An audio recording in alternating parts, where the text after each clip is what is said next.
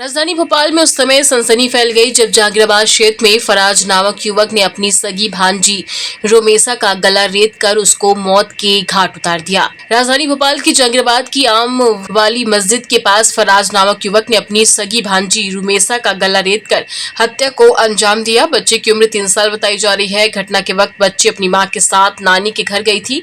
मौका पाकर कलयुगी मामा ने अपनी भांजी रोमेसा का गला रेत दिया, जिसके बाद मां और परिवार वाले बच्ची को लेकर नजदीकी अस्पताल भागे, मगर बच्ची ने रास्ते में ही दम तोड़ दिया। मामले की सूचना मिलते ही जहांगीराबाद पुलिस ने घटनास्थल पर पहुंचकर लाश का पंचनामा कर बच्ची के शव को पोस्टमार्टम के लिए हमीदिया अस्पताल भेज दिया।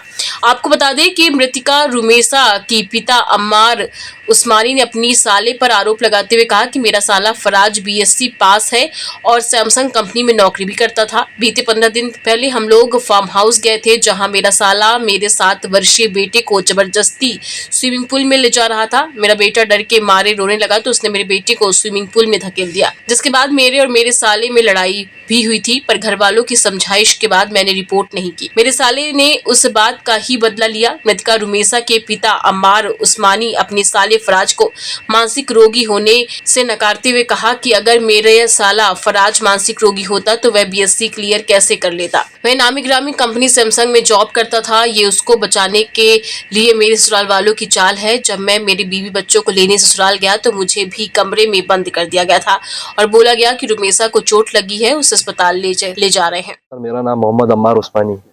कहाँ पे तो कैसे आपको इसकी जानकारी?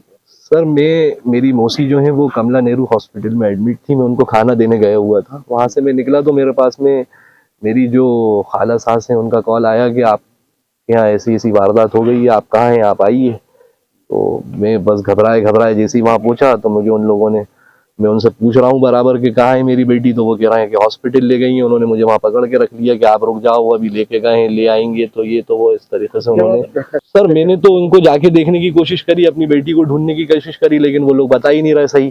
कोई कह रहा है कि साहब हमीदिया लेके गए, कोई कह रहा है चरक हॉस्पिटल लेके गए, लेकिन मुझे कोई जानकारी दे ही नहीं रहा था।